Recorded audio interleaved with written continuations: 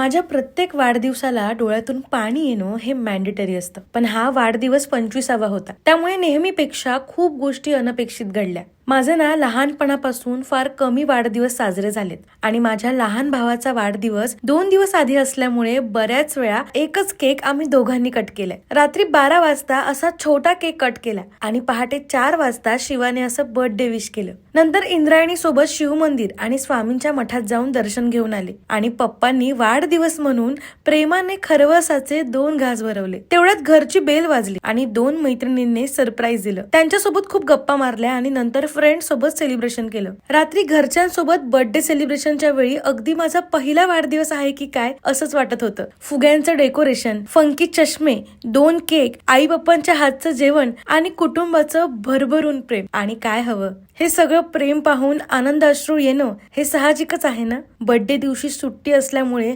दुसऱ्या दिवशी ऑफिसमध्ये आणि माझ्या खास मैत्रिणींसोबत वाढदिवस साजरा केला. आणि हो, यावेळी ना जरा जास्तच गिफ्ट्स मिळाले, त्यामुळे मी तरी खूप खुश होते. गिफ्ट्स कोणाला नाही आवडत यार.